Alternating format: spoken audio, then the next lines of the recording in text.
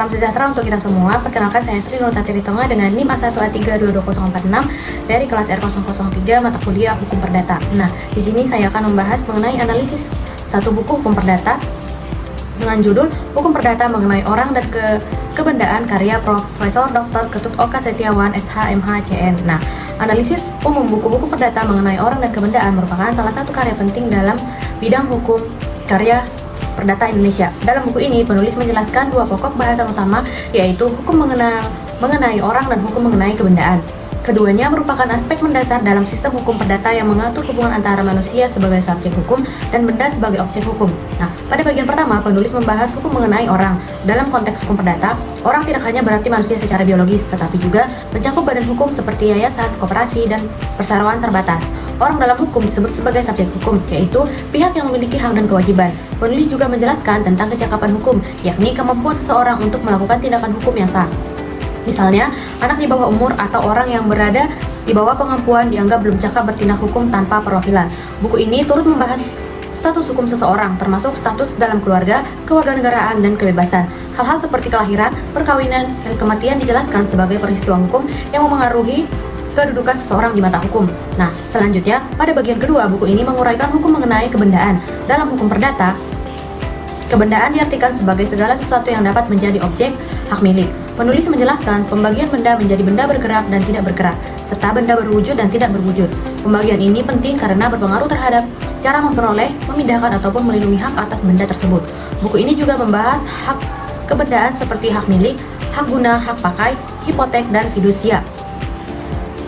Hak-hak ini bersifat absolut, artinya dapat dipertahankan terhadap siapapun. Penulis kemudian membedakannya dengan hak perorangan atau personality retain yang hanya mengikat pihak-pihak tertentu dalam suatu perjanjian. Selain itu, buku ini menjelaskan cara memperoleh dan kehilangan atas hak benda, misalnya melalui jual beli, hibah, pewarisan, ataupun peristiwa hukum lainnya. Penulis menekankan pentingnya perlindungan hukum terhadap hak kebendaan agar kepemilikan dan penggunaan benda dapat berlangsung secara adil dan sah di mata hukum. Sebagai dasar teorinya, buku ini banyak mengacu pada Kitab Undang-Undang Hukum Perdata atau KUH Perdata, khususnya buku tentang orang dan buku 2 tentang benda. Namun, Prof. Ketut Oka Setiawan tidak hanya menyalin isi KUH Perdata secara tekstual, melainkan juga memberikan penafsiran dan analisis kontekstual yang disesuaikan dengan perkembangan hukum nasional serta realitas sosial di Indonesia. Dari segi penulisan, buku ini disusun secara sistematis dengan bahasa akademis yang mudah dipahami. Gaya penjelasannya runtut dan logis, membuatnya cocok digunakan baik oleh mahasiswa hukum yang baru mempelajari dasar-dasar hukum perdata maupun oleh praktisi hukum seperti advokat, notasi, dosen, dan hakim sebagai referensi dalam praktik sehari-hari. Secara umum, buku ini tidak hanya membahas teori hukum, tetapi juga menunjukkan bagian teori tersebut diterapkan dalam kehidupan masyarakat modern. Pembahasan yang mendalam dan komprehensif membuat buku ini menjadi salah satu literatur wajib bagi siapapun yang ingin memahami hukum privat di Indonesia secara utuh. Selanjutnya, buku Perdata Mengenai Orang dan Kebendaan karya Prof. Dr. Ketut Oka Setiawan merupakan literatur penting yang menjelaskan fondasi utama hukum perdata di Indonesia. Penulis berhasil menyajikan pembahasan yang sistematis, logis, dan mudah dipahami mengenai hubungan antara manusia sebagai subjek hukum dan benda sebagai objek hukum.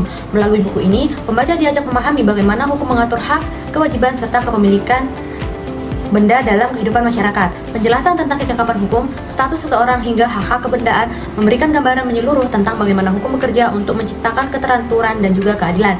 Dari sisi akademik, buku ini memiliki nilai tinggi karena mampu menghubungkan teori klasik dalam KUH Perdata dengan praktik hukum nasional yang berkembang di Indonesia. Bahasa yang jelas, struktur yang teratur, serta pembahasan yang relevan menjadikan buku ini sumber belajar yang ideal bagi banyak orang. Nah, buku ini juga tidak hanya memperkaya wawasan hukum, tetapi juga membentuk cara berpikir hukum yang kritis dan sistematis bagi setiap pembacanya. Baiklah, sekian analisis buku yang dapat saya jelaskan. Kurang dan lebihnya saya mohon maaf. Saya akhiri, terima kasih.